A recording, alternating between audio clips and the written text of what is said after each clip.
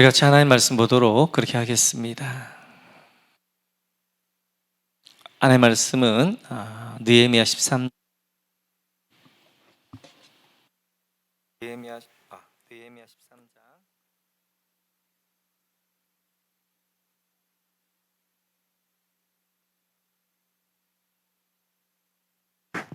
네.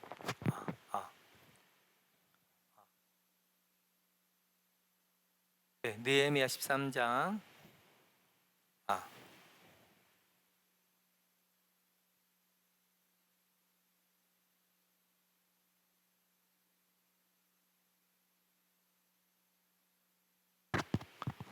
아, 느헤미야 13장 네. 좀 키워줘야 되려나 봐요.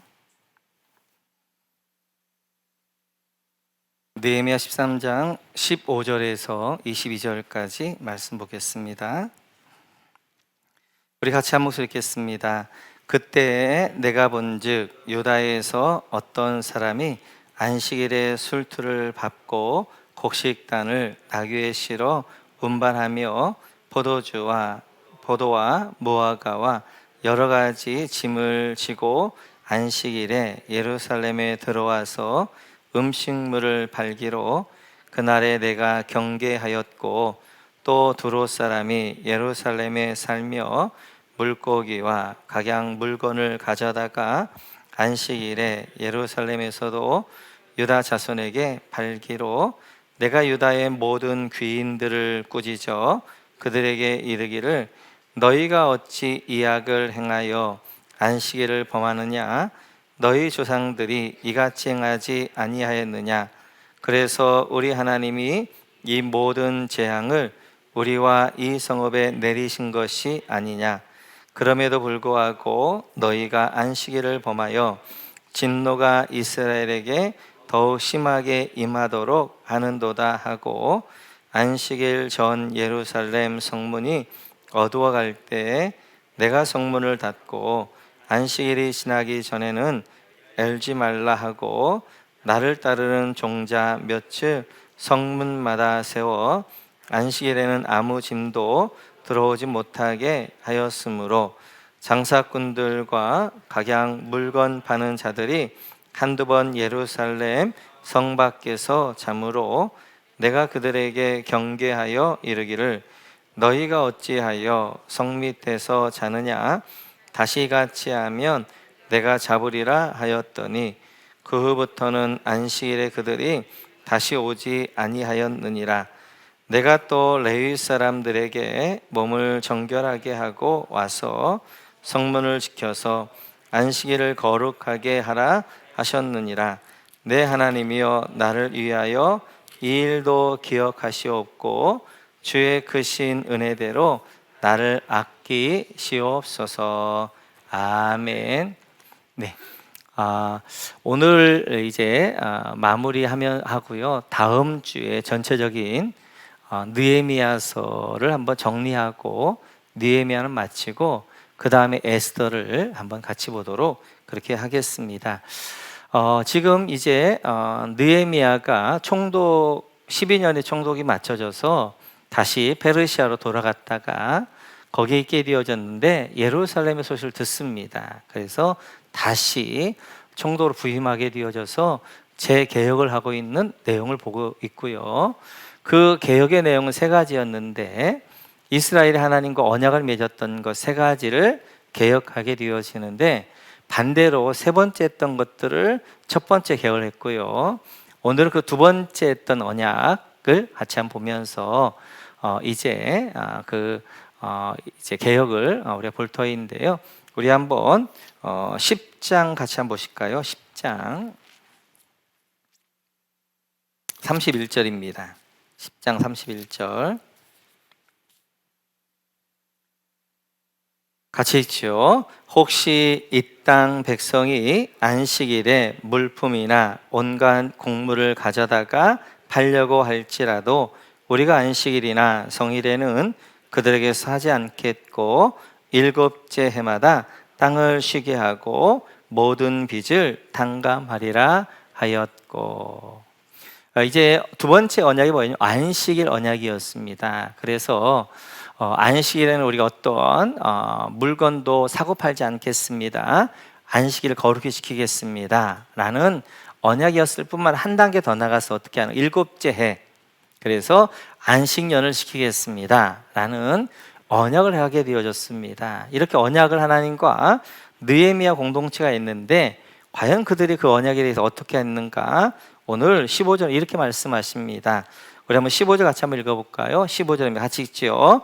그때 내가 본즉 유다에서 어떤 사람이 안식일에 술틀을 밟고 곡식단을 나귀에 실어 운반하며 포도와 무화과와 여러 가지 짐을 지고 안식일에 예루살렘에 들어와서 음식물을 팔기로 그날에 내가 경계하였고.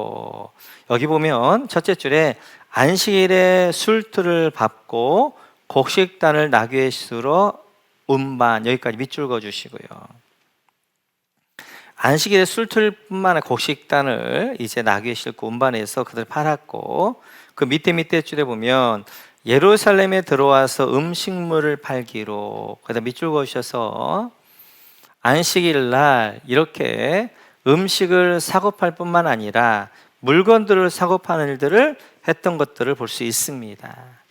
그래서 이들이 안식일을 거룩히 지키겠습니다 라고 언약했음에도 불구하고 지금 이제 돌아와 보니까 안식일이 엉망이 되어져 있는 거예요. 그래서 안식일 날 이제 물건을 판 뿐만 아니라 술틀, 곡식단에서 안식일 날이 그냥 시장이 되어져 있는 것입니다.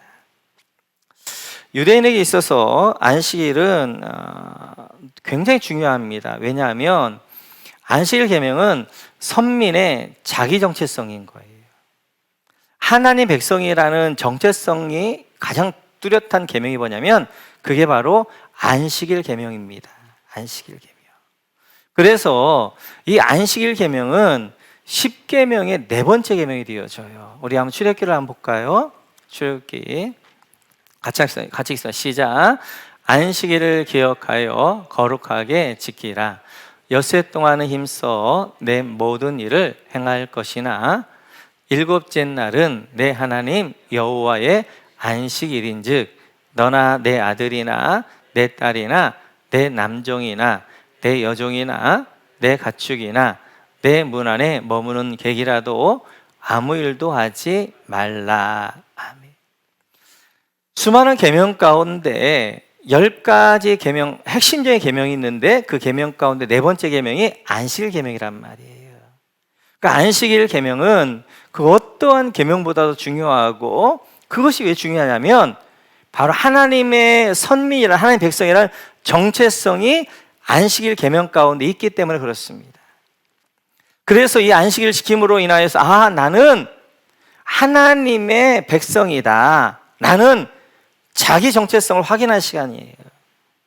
그래서 이제 이 안식일을 지킴으로 인해서 세상 어디에도 이런 안식일을 지키라 이러한 종교가 없습니다. 유대인만, 히브리인만이 가지고 있는 특별한 하나님 종교 가운데 주신 독특한 계명이 안식일 계명이에요.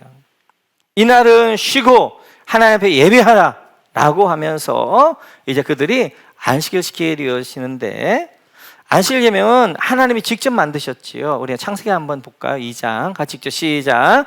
하나님이 그가 하시던 일을 일곱째 날에 마치심에 그가 하시던 모든 일을 그치고 일곱째 날에 안식하시니라. 아멘. 하나님이 직접 안식을 하셨단 말이에요. 하나님 피곤해가지고 안식을 하셨겠어요? 아니죠. 하나님은 전능하신 하나님이시기 때문에 피곤하지 않습니다. 6일 동안 하나님이 창조하시고 어떻게 하는 그 창조한 것들 하나님이 어떤 걸 7일 날 안식하고 즐기는 것입니다. 하나님이 기뻐하는 것입니다. 하나님이 쉬는 것입니다. 이게 안식이에요.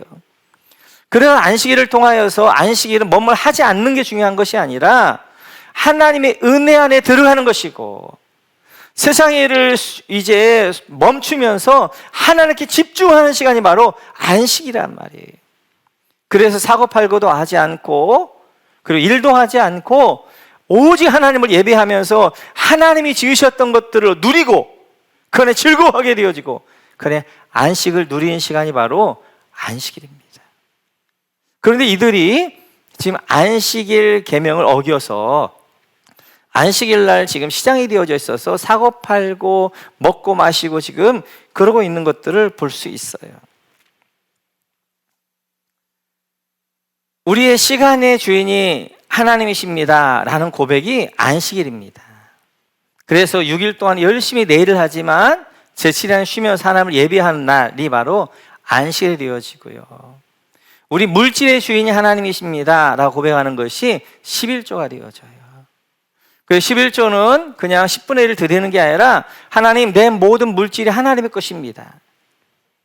그러나 그 중에 구를 하나님께서 우리에게 주셨고 이를 믿음의 고백으로 드려야 하셨기 때문에 10분의 1을 하나님 앞에 드리는 거예요. 그래서 이러한 안식일 계명이랄지 11조는 신앙 고백입니다. 신앙 고백. 바로 안식일 계명을 통해 시간의 주인이 하나님이십니다. 그리고 11조를 통하여 물질의 주인이 하나님이십니다 라고 고백하는 신앙 고백이 바로 이 안식일 계명과 11조가 되어져요.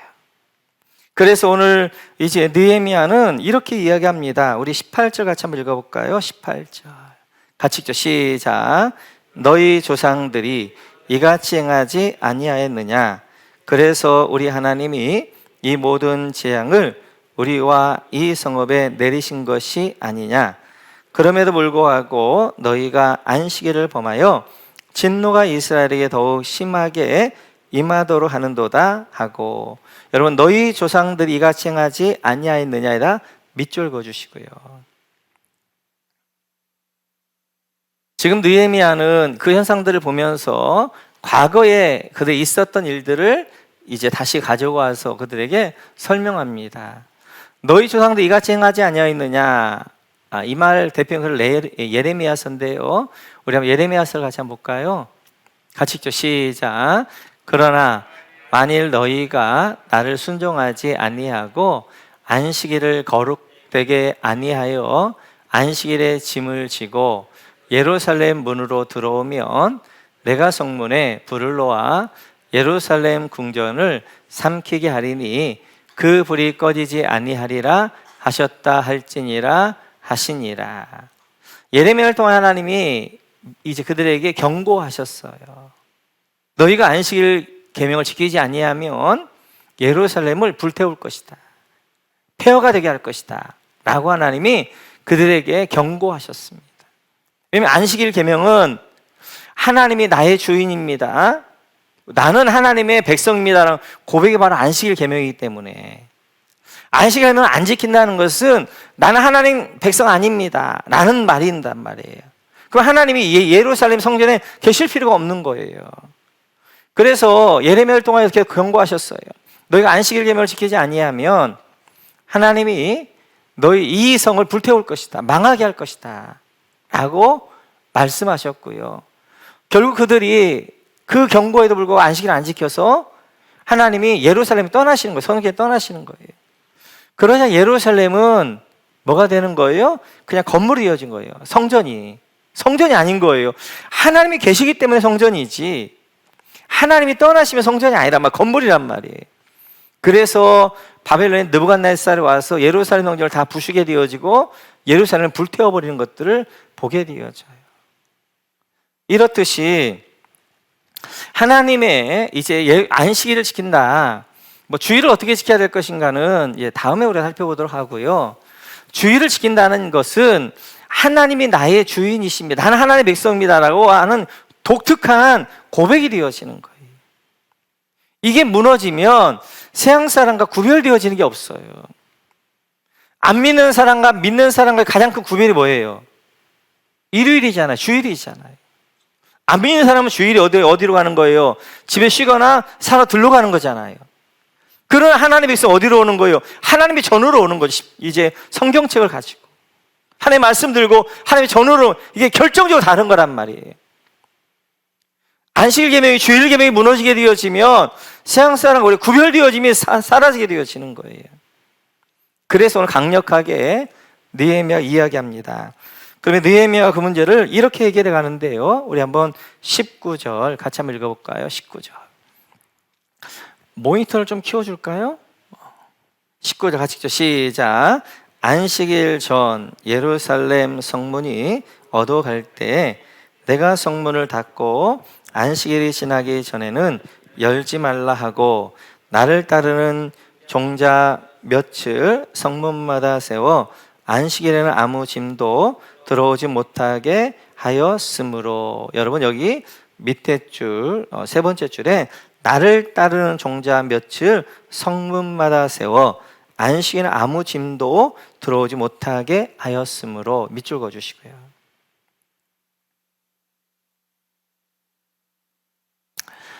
이 안식일 계명을 지키는데 이 느헤미야가 해결했던 것은 안식일 날 성에 문지기들을 세우는 것입니다.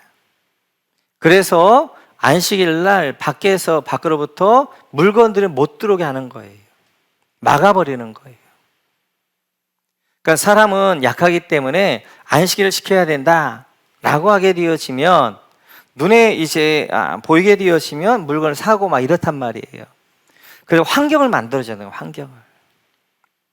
안식일 날 사지 않은 환경을. 그래서 느헤미야가 성마다 문지기들을 세워가지고 안식일 날에는 아무것도 못 들어오게 한 거예요. 그러니까 시장에 안 쓰게 되어지니까 그들이 안식일 날 사고 팔 수가 없는 거예요. 이렇듯이 오늘 이 안식일 계명을 해결해 가는데 느헤미야는 성 문지기를 세워서 환경을 지키도록 환경을 만들었습니다. 그래서 중요한 것이 우리 영적 성 문지기를 세우는 겁니다. 내 안에. 그래서 오늘 성 문지기를 이제 느헤미야가 세웠던 것처럼 우리 안에 영적 성 문지기를 세워서 우리가 이제 하나님 말씀 순종할 수 있는 환경들을 만들어야 되는 거예요. 그럼 영적 성 문지기의 대표인 게 뭐냐? 제가 볼 때 영적 가이드라인입니다. 여러분 나름대로 내가 내 신앙들을 지켜가기 위해 내가 이것만큼 지켜가야 되겠다. 영적 가이드라인들을 여러분들이 정하셔야 돼요. 이걸 정하는 것과 안 정하는 것과는 굉장한 차이가 있습니다. 이걸 안 정하면 이제 사람은 점점 뭐 하냐면 타협하게 되어져요. 하나씩 무너지면서 어떻게 하는 거예요? 계속 끝도 없이 무너집니다. 근데 내 안에 영적 가이드라인이 딱 정하게 되어지면 그 가이드라인을 내가 지켜가려고 한단 말이에요.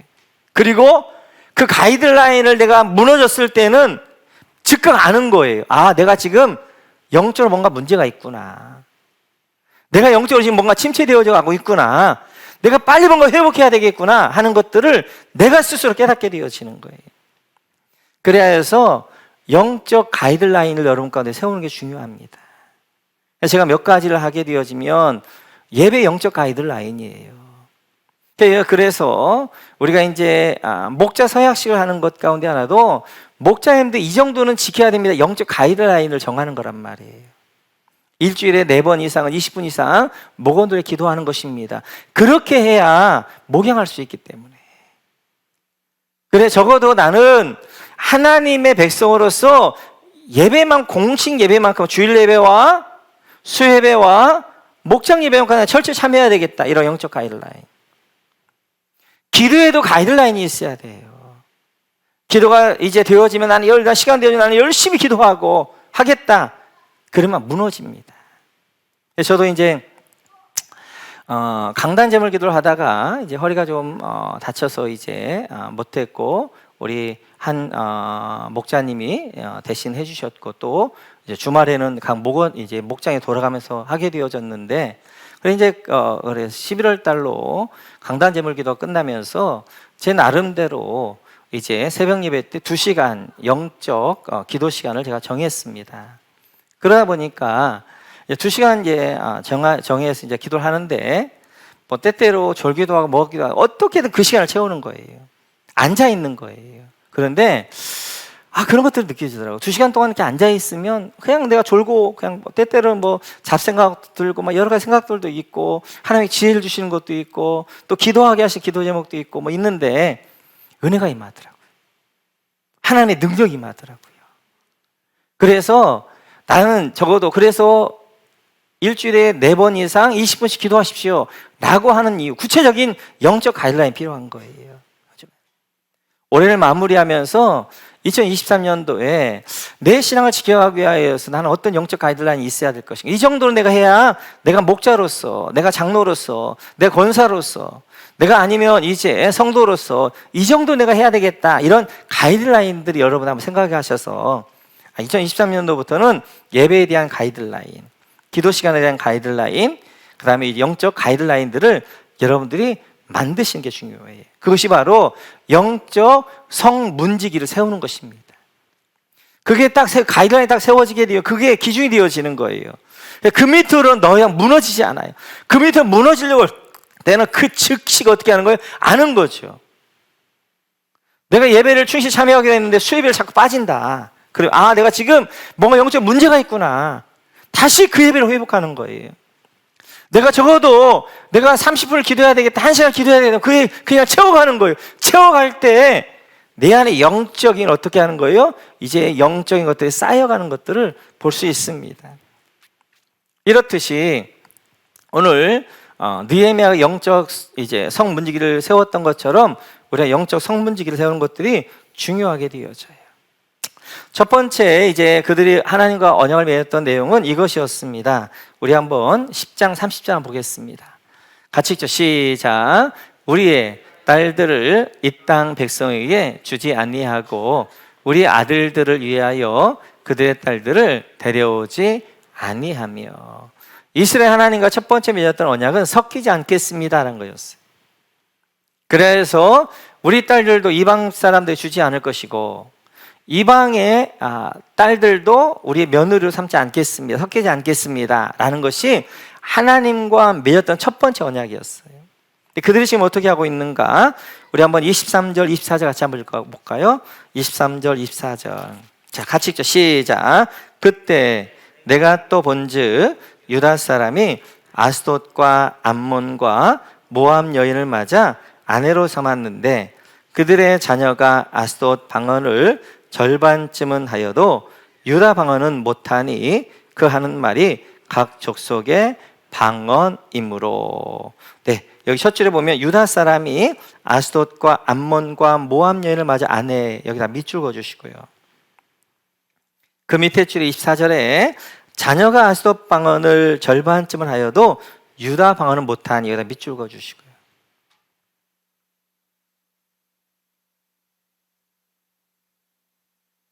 이렇게 에스라와 느헤미야 부흥의 시대에 하나님과 그들의 첫 번째 맺었던 언약이 뭐였냐면 우리가 이방 사람과 섞이지 않겠습니다 라는 언약이었다고요.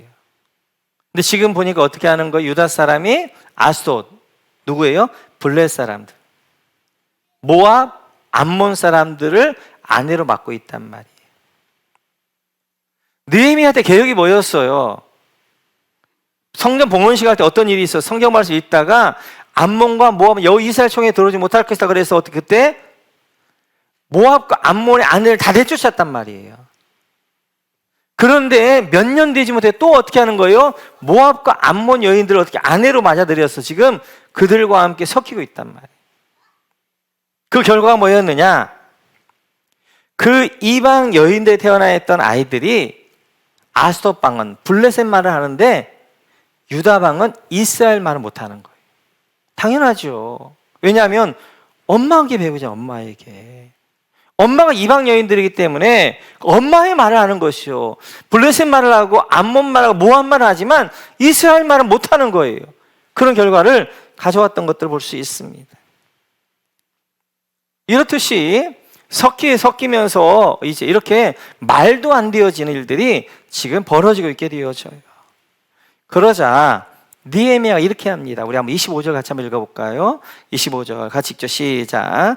내가 그들을 책망하고 저주하며 그들 중 몇 사람을 때리고 그들의 머리를 뽑고 이르되 너희 딸들을 그들의 아들들에게 주지 말고 너희 아들들이나 너희를 위하여 그들의 딸을 데려오지 아니하겠다고 하나님을 가리켜 맹세하라 하고. 아주 느헤미야의 과격함을 봅니다. 여러분 밑줄 그어주세요.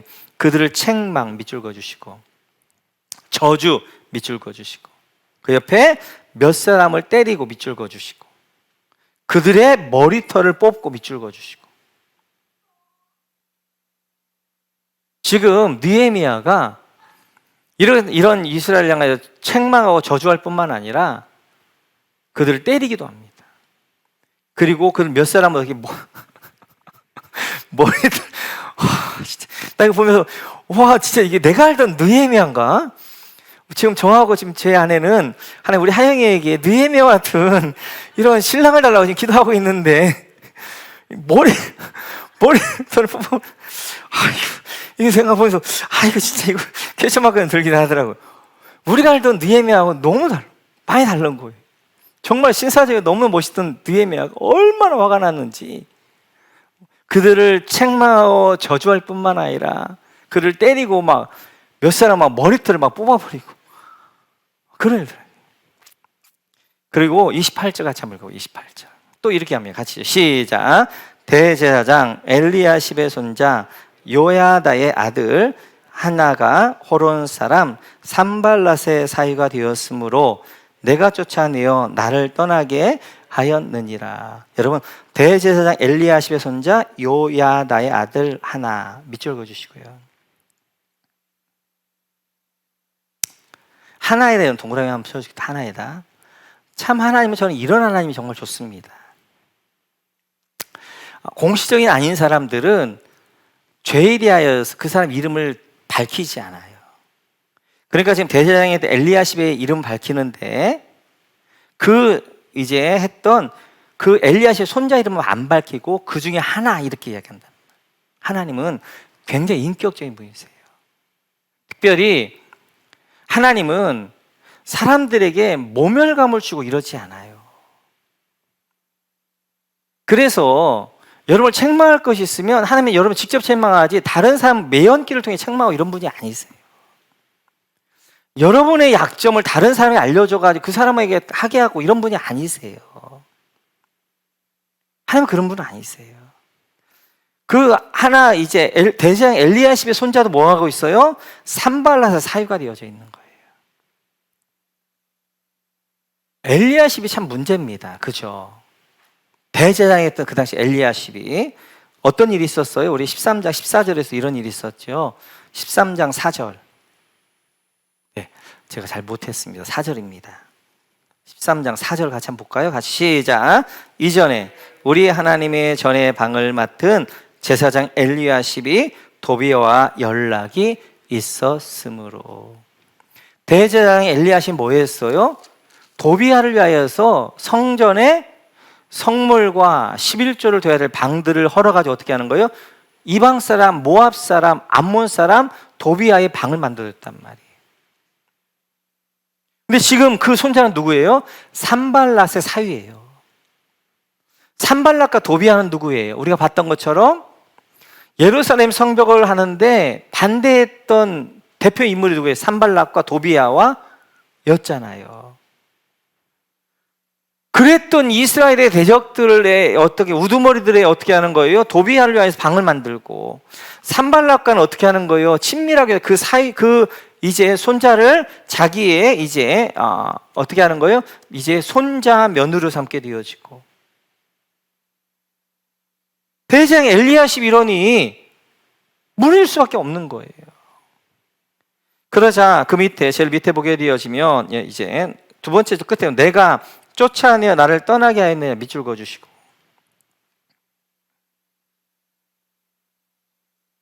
이 엘리야십의 손자와 결혼했던 이제 산발랏의 이제 그것을 산발렛에 이제 쫓아내 버립니다. 쉬운 일이 아니죠. 왜냐하면 대제사장이라면 대제사장, 엄청난 종교적 힘을 가지고 있는 대제사장이란 말이에요. 그게 한번 느헤미야가 도발을 했어요. 어떤 애 했어요? 도비아에게 있는 그 방에 있는 물건들을 이 엘리야십과 이야기도 하지 않고 전부 물건을 다 내버려버렸잖아요. 그리고 그 엘리야십의 이제 이렇게 손자 며느리를 어떻게 하는 거예요? 쫓아버려 버리게 되어지고, 그 일들을 지금 이제 느헤미야가 하고 있단 말이에요. 느헤미야는 과단성이 있습니다. 개혁을 하기 위해서는 과감하게 해야 돼요. 과감하게. 그래, 따라해 볼까요? 문제가 있을 때 초기에 바로 잡아야 한다. 문제가 있을 때 초기에 바로 잡아야 한다. 네. 지금 느헤미야가 페르시아에 갔는데 예루살렘에서 이상 소리가 들리니까 머뭇거리지 않습니다. 바로 며칠 있다가 어떻게 하는 거예요? 아닥사스 왕이 다시 찾아가서 총독으로 와요. 총독으로 온 다음에 개혁을 미루지 않아요. 타협하지 않아요. 대제사장 엘리야십이어도 타협하지 않아요. 과감하게 이제 그가 개혁을 하는 것들을 볼 수 있어요. 우리 한국 교육 가운데 이제 뭐 잘 되어져 있는 교육들도 참 많지만, 우리가 한국의 부모들이 잘못하는 것 가운데 하나 뭐냐면, 이게 처음에 바로 잡아야 됩니다.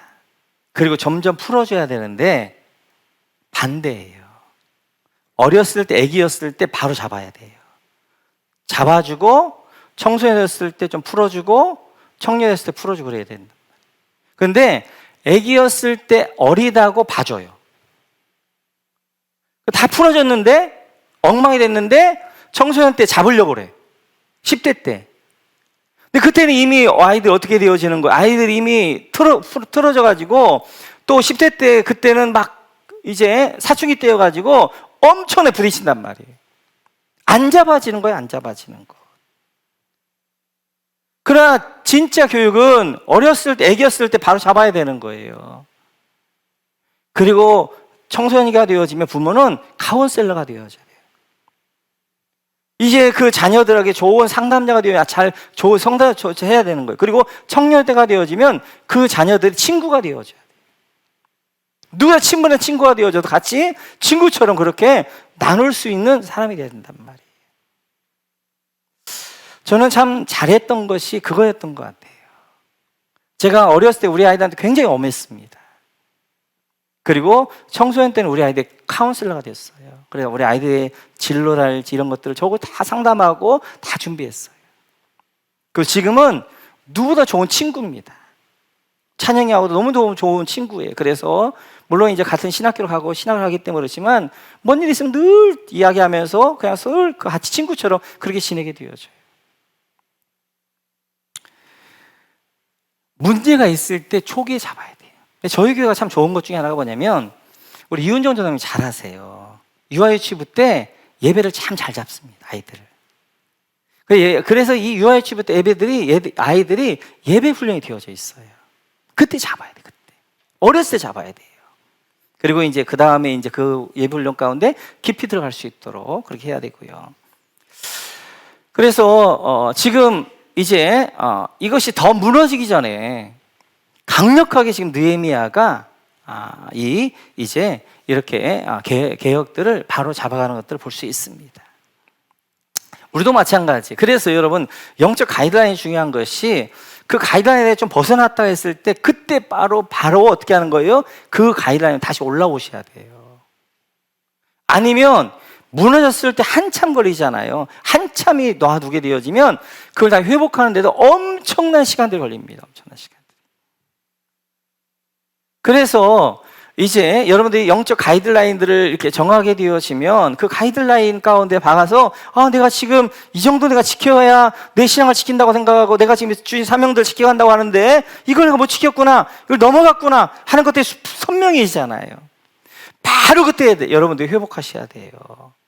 그렇지 않으면 어렵습니다. 이때 에스라와 느헤미야가 이 개혁을 잘했기 때문에 예수님 당시에도 400년이 지난 이후에서도 안식 계명이 살아있었던 거예요. 지금까지도 유대인들의 안식 계명이 살아있는 것은 이때 에스라와 느헤미야가 재개혁입니다.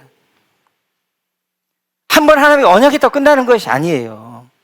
언약한 다음에 무너졌는데 그 다음에 와서 느헤미야가 재개혁을 해가지고 개혁을 통하여서 어떻게 하면 바로 잡아놓고 그 다음에 그들 가운데 어떤 고민들이 있었냐면 어떻게 하나님 앞에 11조 온전하게 드릴 것인가 그 연구를 하게 되어져요. 어떻게 안식일을 온전하게 하나님 앞에 지킬 것인가 그를 연구하게 되어져요. 그리고 어떻게 하면 이방 민족과 함께 섞이지 않을 것인가 그걸 연구하게 되어져요. 그리고 그 전통이 언제까지? 예수님의 때까지 내려옵니다. 물론 그 전통들을 계속 다듬었어야 돼요. 계속 다듬었어야 돼요. 그래서 안식일 계명의 진짜 목적으로 막 갔어야 되는데 예수님 당시에는 물론 형식만 남긴 했어요. 그리고 예수님 당시에 그들이 끝까지 지켰던 것이 안식일 계명이란 말이에요. 예수님 안식일을 범하는 것에 대해서 그 안식일 범하는 것도 예수님을 죽인단 말이에요. 이 무너졌던 안식일과 계명과 그 다음에 이 이제 11조 그리고 이 이제 이방인과 섞이는 것 이것들을 예수님 당시까지 지금까지 지켜올 수 있었던 것은 바로 이때 에스라와 느헤미야가 무너지려고 할 때 그때 바로 잡았기 때문에 그것이 지금까지도 그들 가운데 보존되어져 가는 것들을 볼 수 있어요. 우리는 한번 내가 결심했다고 할 수 있는 게 아닙니다. 그래서 가이드라인을 정하고 끊임없이 우리가 노력을 해야 되는 거예요. 끊임없이. 그들이 처음 출발은 좋아. 바리새인도 처음 출발은 좋았어요. 바리새파로서. 내가 구별된 자로서 하나님 앞에 거룩하게 살아야 되겠다. 어떻게 하면 하나님의 선민으로서 정체성을 가지고 안식일을 잘 지킬 것인가? 어떻게 하면 이제 온전한 11조를 드릴 것인가? 어떻게 하면 이방인과 섞이지 않는 구별된 그런 거룩성을 해야 될 것인가? 이런 데서 바리새파가 나오긴 했지만 나중에 그들이 너무 형식적이 되어져서 진짜 내용이 사라져버렸기 때문에 문제였지만 그러나 그 400년 동안 지금까지 그 안식일 계명, 11조 계명 이런 것들이 전통을 이어갈 수 있었던 것은 느헤미야의 재개혁 때문입니다. 오늘 두 가지는 꼭 기억을 했으면 좋겠어요. 첫째는 여러분 가운데 올해 이제 마지막 마무리하면서 내가 1년 전에 이제 22년 시작하면서 내가 이렇게 좀 해야 되겠다고 했는데 그것들 내가 어떻게 지금 해왔는가 한번 확인해 보시고 미진한 부분이 있다면 한 달 동안 그 부분들을 유종의미를 거뒀으면 좋겠고 또 이 12월에 내가 2023년도부터 영적 가이드라인 내가 뭘 정해야 될 것인가 내가 이 정도는 지켜가야 되겠다 이것들 좀 몇 가지 여러분들이 정하고 그것들이 선명하셔야 돼요. 그리고 여러분 가운데 이것에서 조금 무너졌다 그러면 무너졌을 때 바로 회복하셔야 됩니다. 초기에 잡으셔야 돼요.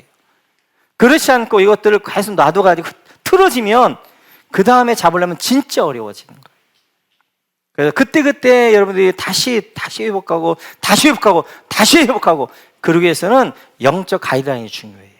그게 기준이 되어져서 그걸로 이제 무너졌던 것 다시 올라오고 물에서 회복하고 이렇게 되어지기 때문에 우리 안에도 늘 느헤미야와 재개혁이 일어나서 여러분 가운데 하나님 앞에 온전하게 쓰시고 하나님 앞에 영광 돌리는 여러분 모두가 되어지시기를 주님의 이름으로 축원합니다.